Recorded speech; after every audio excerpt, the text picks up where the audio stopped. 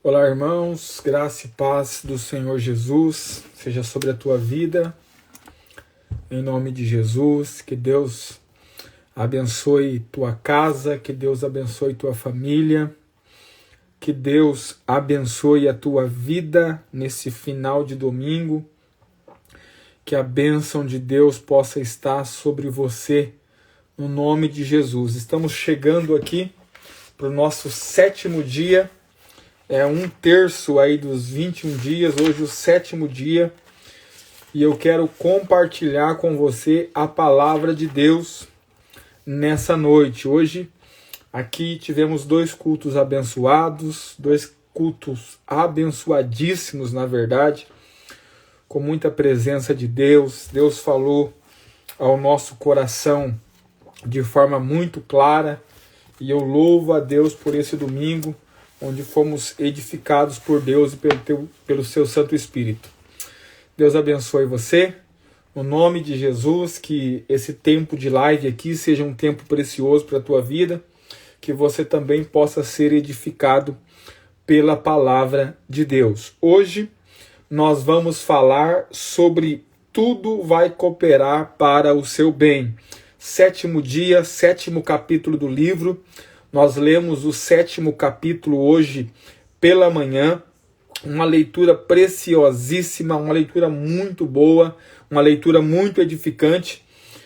E amanhã eu não vou estar lendo às 9 da manhã, eu vou mudar o horário da leitura. A leitura vai ser ao meio-dia, às 12 horas. Então amanhã no grupo do Telegram a leitura não vai ser às 9 da manhã, vai ser ao meio-dia. Alguns irmãos me pediram para que fosse no horário do almoço, que ficaria melhor para eles, e para mim também não tem problema nenhum. Então amanhã a leitura do nosso 8º dia amanhã será às 12 horas, ao meio-dia, no grupo do Telegram. Leitura ao vivo lá pelo chat do Telegram. Você pode acompanhar a leitura amanhã. Hoje nós falaremos sobre tudo vai cooperar para o seu bem. Nós temos 2 textos base, eu quero que você abra a sua Bíblia aí comigo. Romanos capítulo de número 8. Romanos capítulo de número 8, verso de número 28 em diante. Romanos capítulo 8, verso de número 28. Você que tem uma Bíblia aí e quiser acompanhar a leitura, Romanos capítulo 8, verso 28. Esse é o primeiro texto aqui que nós vamos ler. O apóstolo Paulo, ele diz assim na carta aos Romanos, capítulo 8, verso 28. E sabemos que todas as coisas contribuem juntamente para o bem daqueles que amam a Deus, daqueles que são chamados segundo o seu propósito. Porque os que dantes conheceu, também os predestinou para serem conforme a imagem de seu Filho, a fim de que ele seja o primogênito, o primeiro entre muitos irmãos. E aos que predestinou, a estes também chamou, aos que chamou, a estes também justificou, e aos que justificou, a estes também glorificou. Vamos lá, vamos analisar esse texto aqui, para a gente entender esse nosso tema de hoje, né? Tudo vai cooperar para o seu bem. O verso 28 diz que todas as coisas contribuem juntamente para o bem daqueles que amam a Deus e daqueles que são chamados segundo o seu propósito. Muitas pessoas leem esse texto e elas pensam, e elas leem uma coisa e acabam entendendo outra. As pessoas leem, sabemos que todas as coisas contribuem para o bem. O que as pessoas entendem? Sabemos que todas as coisas são boas. E na verdade, o texto não está dizendo que todas as coisas são boas. O texto, ele não está nem sequer sugerindo que todas as coisas que vão acontecer com você são boas. Na verdade, o texto está sugerindo, o texto está afirmando que o conjunto de tudo aquilo que acontece com você, ou seja, a somatória de todas as coisas que acontecem com você, elas vão contribuir para o seu bem. Ou seja, ainda que o que aconteça com você seja mal aos seus olhos, o que está acontecendo com você faz parte do propósito de Deus. E nós precisamos entender que o propósito de Deus para nós não contém só coisas boas aos nossos olhos. O propósito de Deus para nós não contém só aquilo que é bom, segundo nossa própria avaliação. O propósito de Deus para nós contém coisas, acontecimentos, circunstâncias e situações que aos nossos olhos não são boas, mas que vão contribuir para o nosso bem. Para nós entendermos isso aqui, eu quero chamar você a relembrar algumas histórias de alguns personagens bíblicos. Vamos começar por José. Observe a história, a vida de José. A Bíblia narra a história de José. Começa dizendo, né, já no começo da história dele, que quando ele ainda era adolescente, o seu pai lhe deu uma túnica colorida, né? E pensa que maravilha você ganhar uma túnica de seu pai. A Bíblia também diz que ele era o preferido de seu pai Jacó. José era o preferido. Pensa que coisa boa é ser o preferido do pai, né? E o pai lhe presentear com uma túnica, o que para eles na época significava muito. Eu não tenho tempo para falar do significado da túnica, mas o pai de José dá a ele uma túnica enquanto ele ainda é adolescente, é uma coisa muito boa. Mas aí começa os supostos problemas. Qual que é o problema? O fato dele ser o preferido do pai e o fato também dele receber essa túnica despertou nos irmãos dele ciúmes. Os irmãos de José, os seus irmãos, passaram a ter ciúme dele.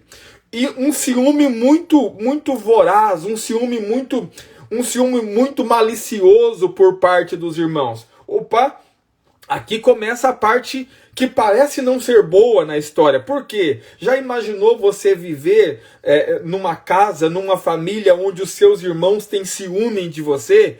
Já imaginou você viver numa casa, numa família onde os seus irmãos querem destruir você, onde os seus irmãos não querem o seu bem? Já imaginou você viver no meio de uma família que os seus próprios irmãos não querem você bem? Pois é, essa é a situação de José. A Bíblia diz que certo dia o seu pai pediu para que José fosse ver o que os seus irmãos estavam fazendo. Nesse dia, o ciúme dos irmãos de José se materializou. Eles decidiram matar José. Pegaram José, jogaram ele dentro de inicialmente queriam matá-lo.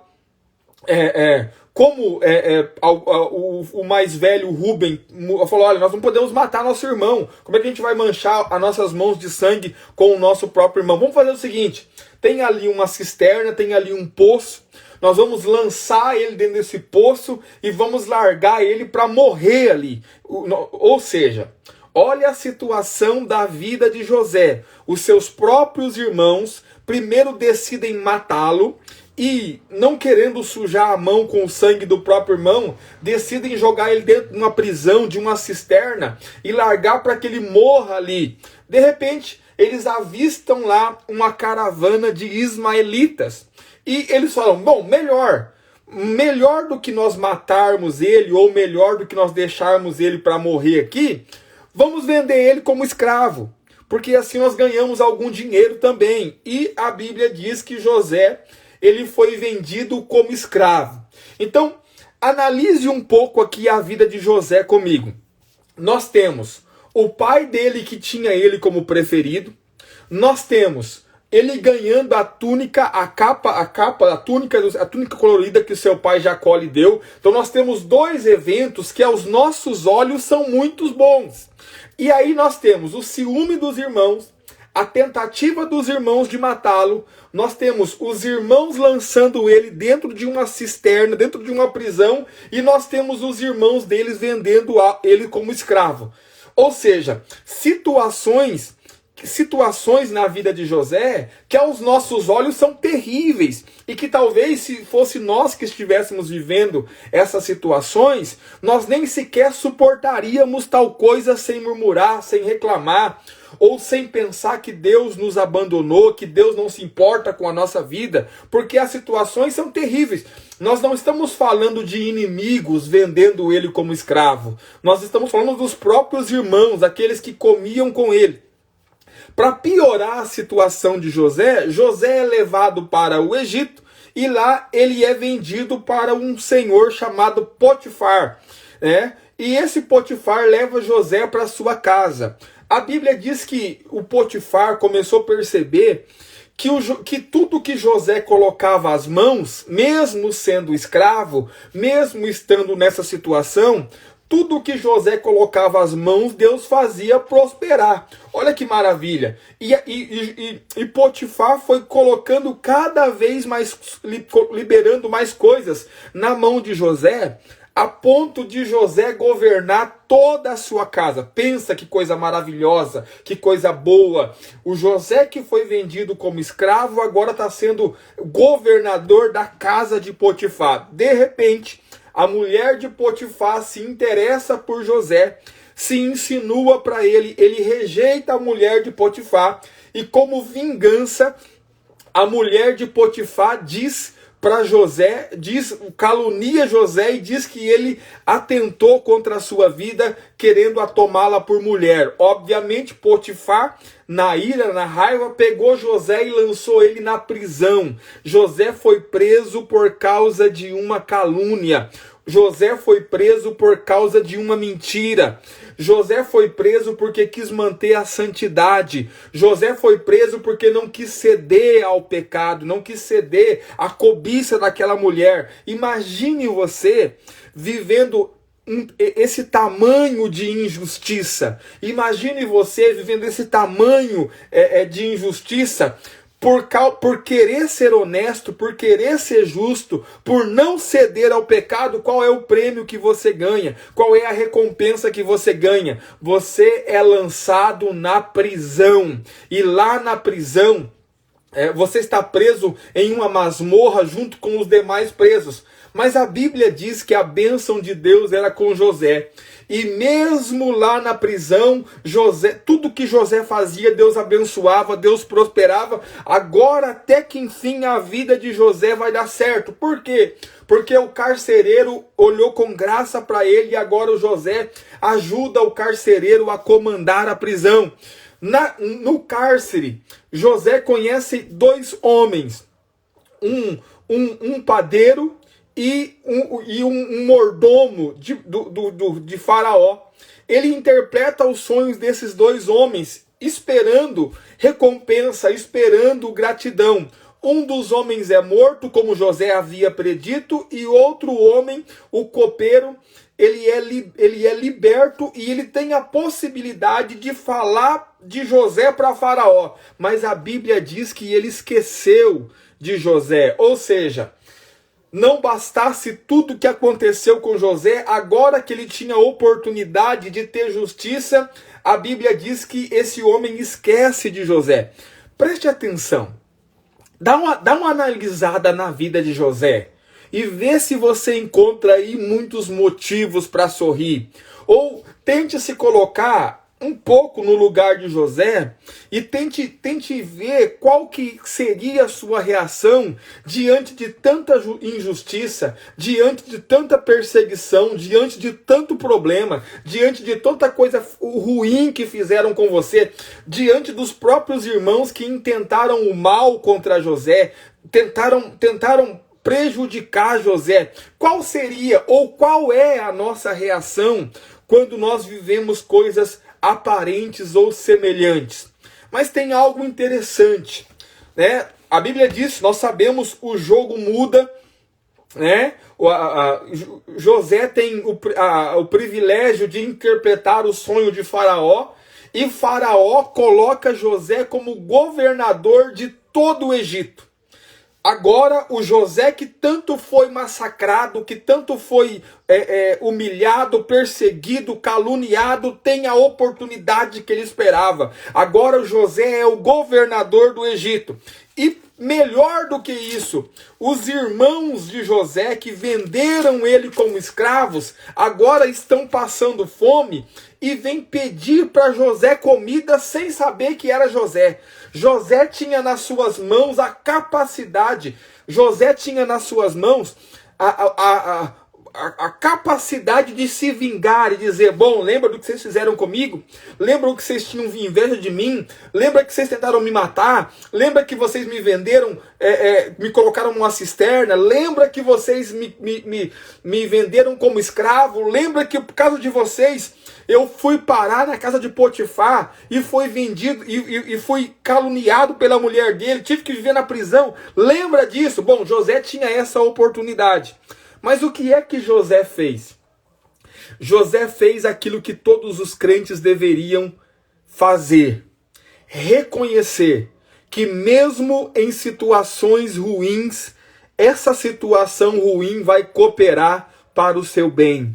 Se você crê que você foi chamado por Deus para um propósito, ainda que as coisas estejam dando tudo errado, entenda, o dar tudo errado também faz parte do propósito de Deus.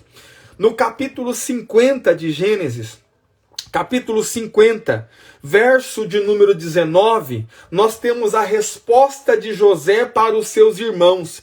E olha a afirmação que José vai fazer aos seus irmãos. Verso 19, capítulo 50 de Gênesis, verso 19. Ele diz assim: E José lhes disse, não temais, porventura estou eu em lugar de Deus? Eu vou vingar vocês? Obviamente que não. Verso 20. Vós bem intentastes mal contra mim, porém Deus o intentou para bem, para fazer como se vê neste dia, para conservar muita gente com vida. Ou seja, José compreendeu aquilo que nós precisamos compreender. Se nós realmente fomos chamados para um propósito com Deus, Deus ele transforma todo o mal que tentam fazer com você em bem. Você não precisa se vingar, você não precisa fazer justiça com as suas próprias mãos, você não precisa nem sequer se defender. Você não vai ver José se defendendo, você não vai ver José esbravejando, você não vai ver José murmurando, você não vai ver José dizendo, olha, Deus foi injusto comigo, tudo que eu tentei te fazer de bom, Deus, olha o que Deus permitiu. Você não vai ver José tendo esse tipo de atitude. Você vai ver José reconhecendo que tudo que ele viveu de mal cooperou para o bem. E que aquilo que José está vivendo agora, de ser o governador de todo o Egito, e poder ajudar sua família, e poder salvar os seus próprios irmãos que o traíram e que o venderam como escravo, só foi possível porque ele enfrentou todas aquelas situações que supostamente eram situações mas que Deus transformou em bênção para a vida dele. Observe, você sabe o que é interessante, que é muito interessante de você pensar? É que se qualquer uma daquelas coisas, mas que aconteceram com José, não tivessem acontecido, José não teria sido governador do Egito. Eu vou repetir para você entender. Se qualquer uma daquelas coisas ruins que aconteceram com José não tivessem acontecido, José não seria o governador do Egito. Eu vou repetir quais são as coisas. Se os irmãos de José não tivessem ciúme e inveja dele, José não seria governador do Egito, porque consequentemente eles não tentariam matar José, eles não lançariam José numa cisterna e eles não venderiam José como escravo. Ou seja, aquilo que era mal aos olhos de todos, Deus transformou em bênção.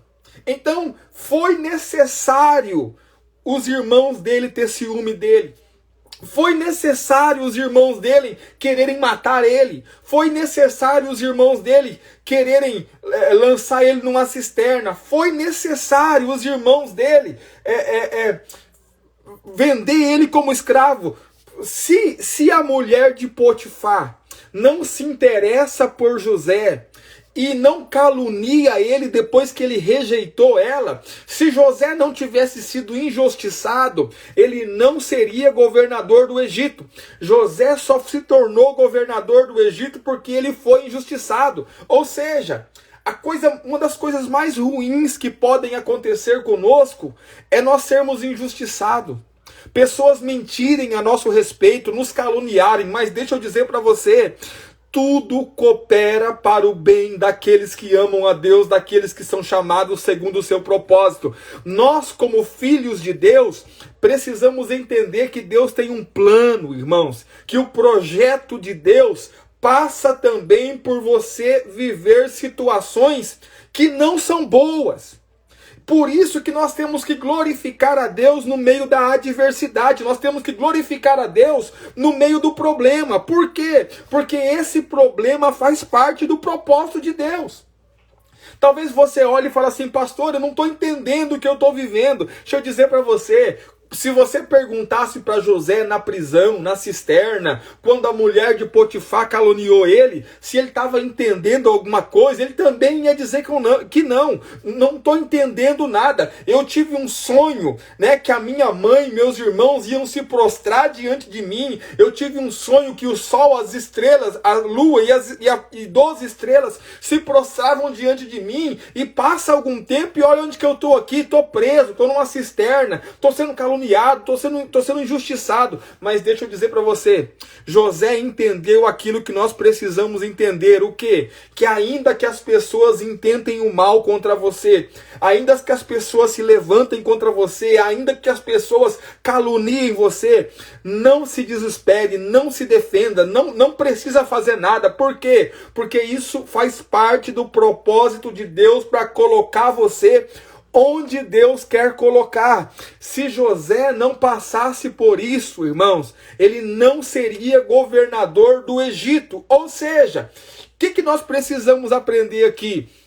Que todas as coisas, a Bíblia diz todas as coisas, o apóstolo Paulo diz todas as coisas cooperam para o bem daqueles que amam a Deus, daqueles que são chamados segundo o seu propósito. Ou seja, tem muito crente, irmão, sendo reprovado na provação, no dia da provação, porque ao invés de agradecerem a Deus pelas coisas ruins que acontecem, eles estão murmurando, reclamando, esbravejando, dizendo que Deus o abandonou ou coisas do tipo. E deixa eu dizer para você, ainda que as coisas pareçam fora do controle, ainda que as coisas pareçam ruins aos seus próprios olhos, Deus está no controle e todas as coisas cooperam para o seu bem. Então, viva o que você tem que viver com dignidade, com hombridade, com seriedade, com honestidade. Não murmure. Em tudo dai graças, agradeça a Deus. Por quê? Porque se você tem convicção que você foi chamado para um propósito, se você tem convicção que Deus quer colocar você em um lugar, acredite, tudo que está acontecendo só faz parte do plano de Deus para levar você até esse lugar. Tudo que está acontecendo de ruim, de tragédia, de injustiça, só faz parte do plano de Deus para levar você até esse lugar aonde Deus quer te colocar. Preste atenção, irmão. Não estou entendendo essa fase da minha vida. Eu sei que não. José também não entendia nada. Como assim? O que eu estou vivendo aqui? O que está acontecendo? Mas deixa eu dizer para você, fazia parte do propósito do plano de Deus. Eu poderia usar aqui inúmeros personagens. Quando nós lemos o livro de Atos, no capítulo 7, nós vemos que a Bíblia diz que Moisés, desde a infância, sabia que a missão dele era libertar o povo do Egito.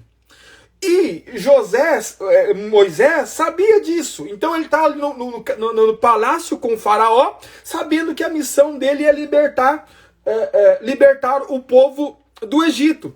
E um certo dia ele fala, bom, vou fazer isso agora. Ele vai lá e tenta fazer com as suas próprias mãos. O que acontece? Ele acaba matando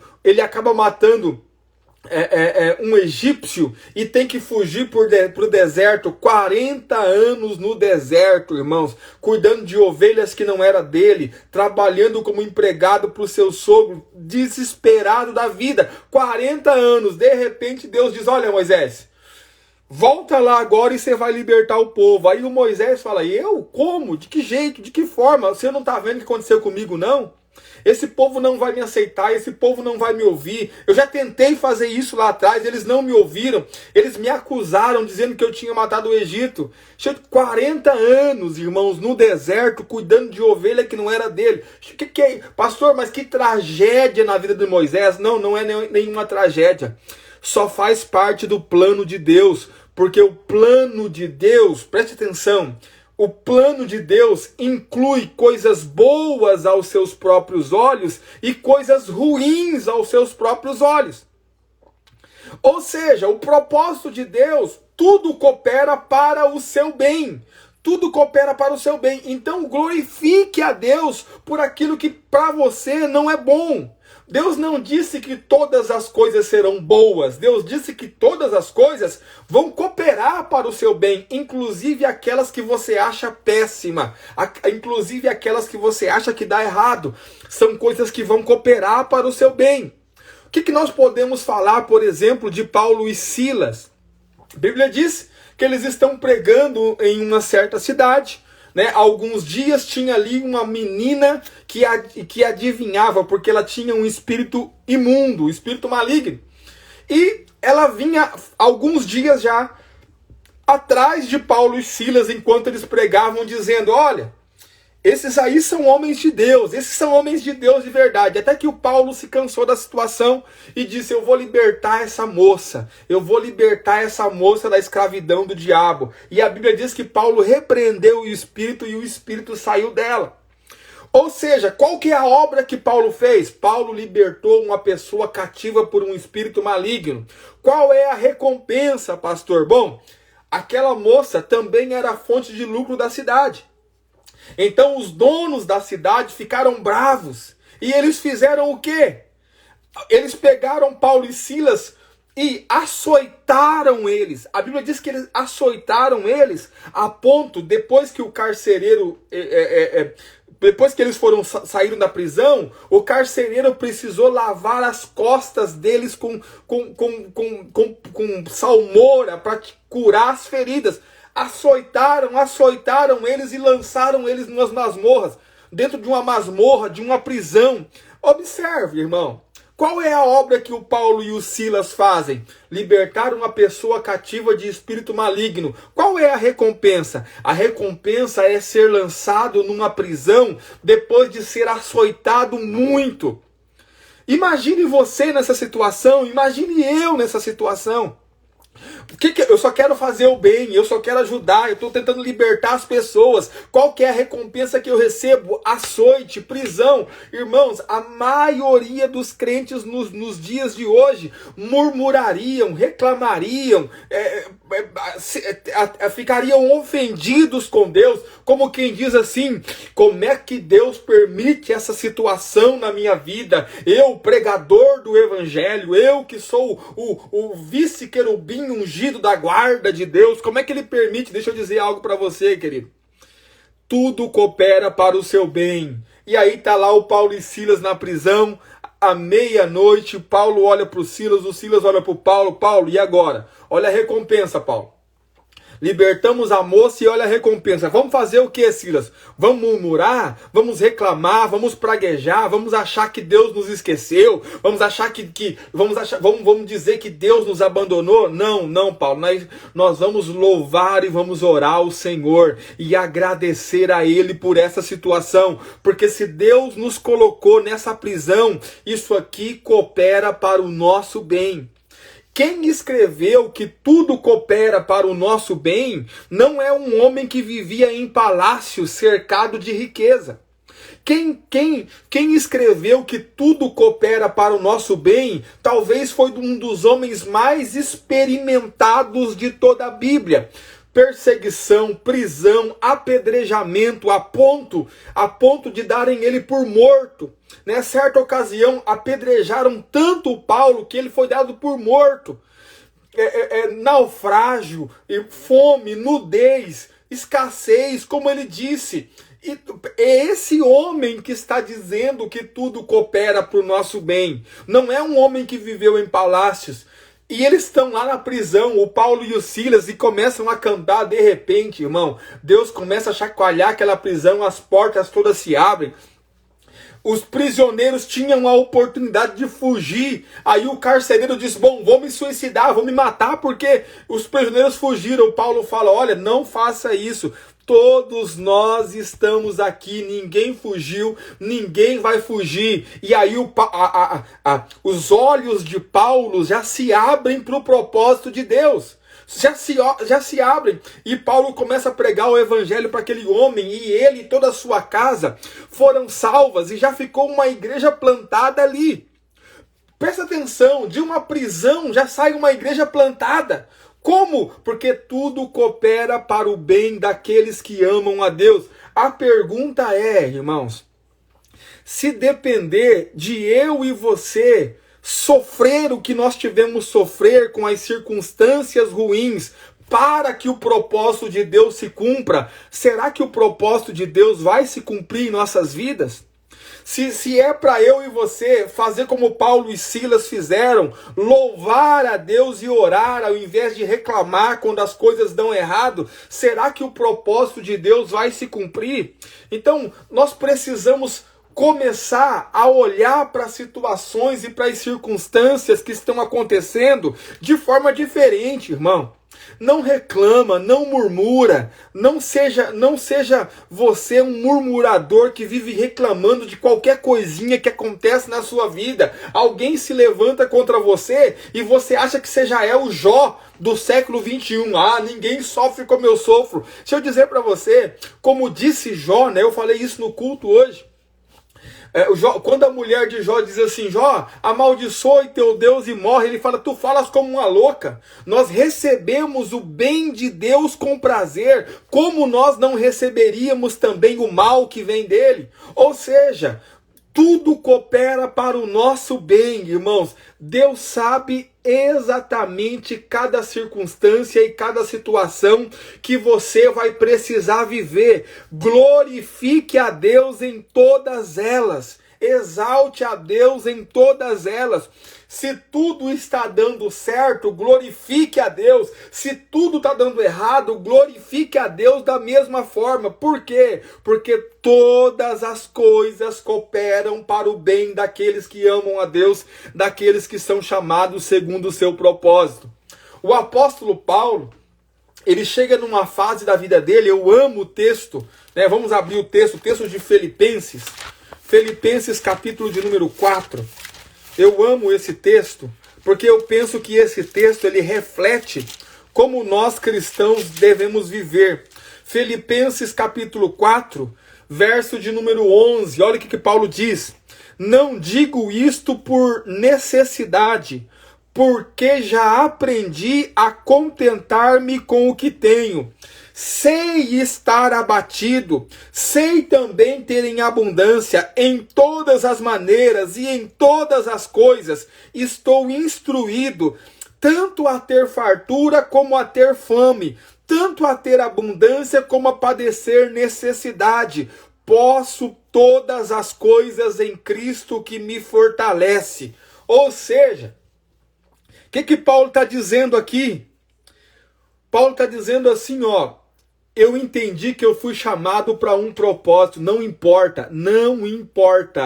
Não importa se as coisas vão dar certo, não importa se as coisas vão dar errado, não importa se eu vou ter em abundância, não importa se eu vou passar fome. Paulo chegou a um nível de maturidade e de compreensão desse propósito de Deus que para Paulo simplesmente não importa. Presta atenção, irmão, eu penso que o diabo chega a desistir de um homem desse.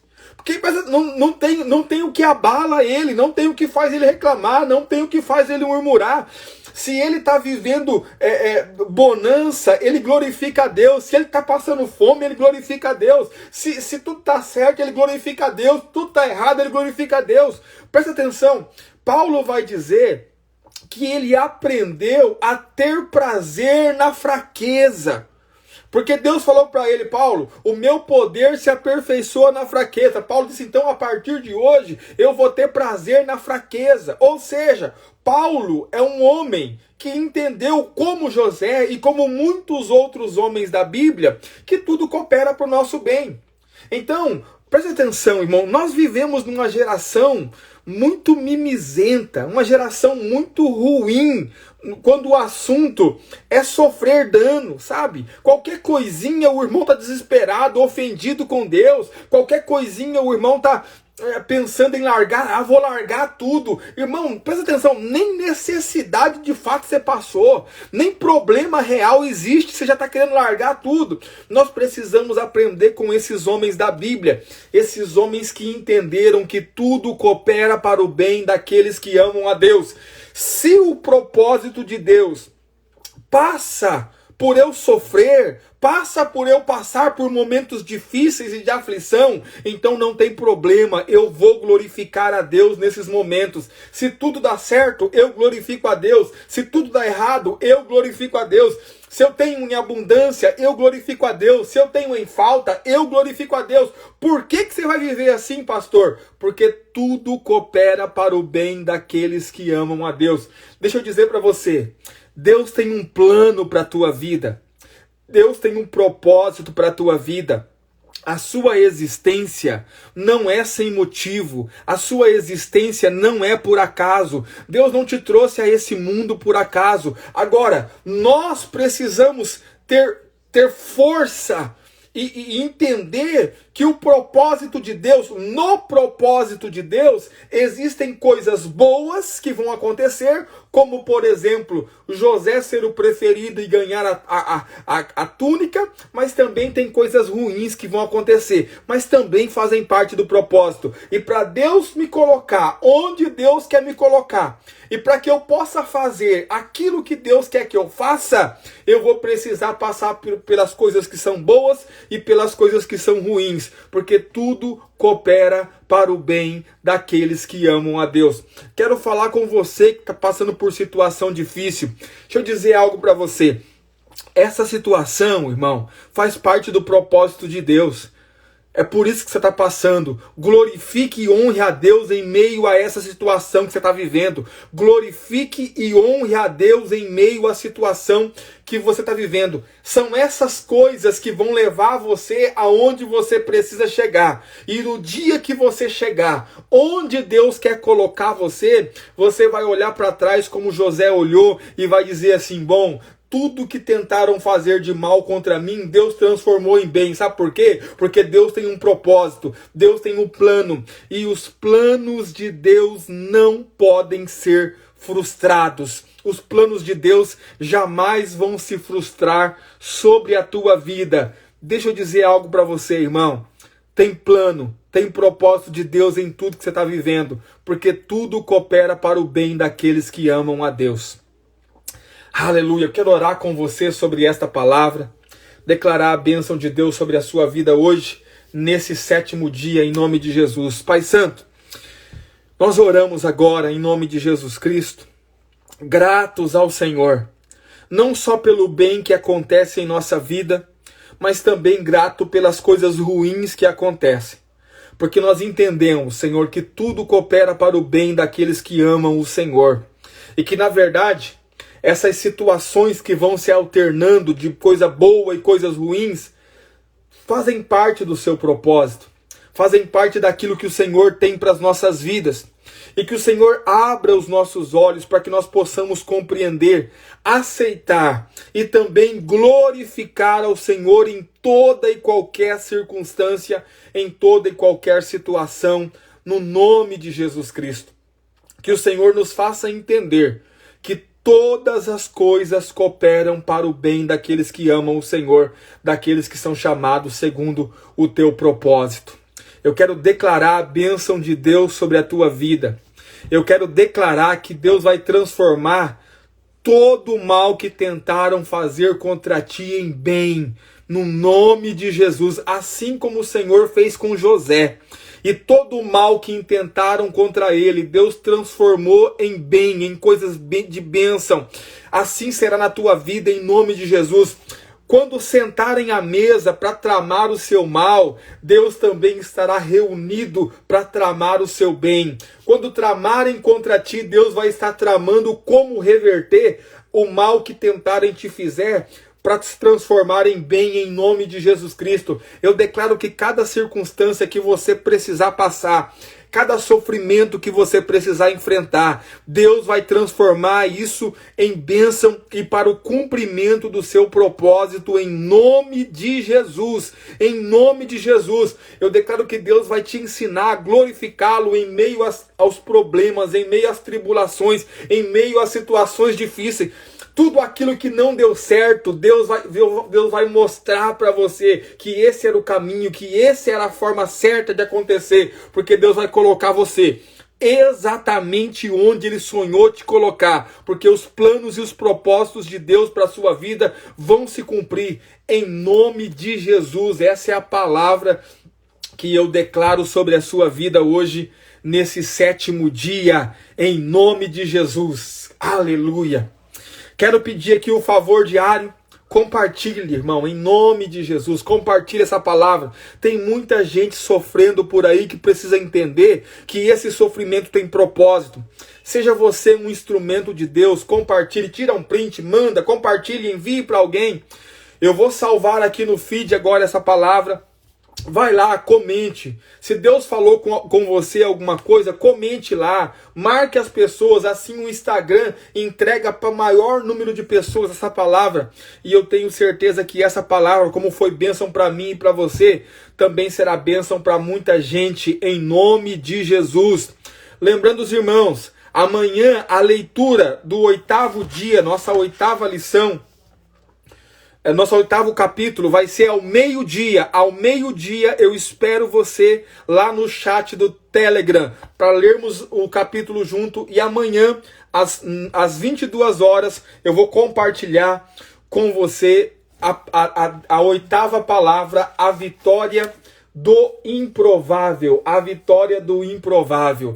Deus abençoe a sua vida. Tenha uma excelente semana, seja uma semana repleta de boas notícias para você, para tua casa, que a bênção de Deus esteja sobre a tua família. Eu te abençoo em nome de Jesus. Fique em paz, até amanhã.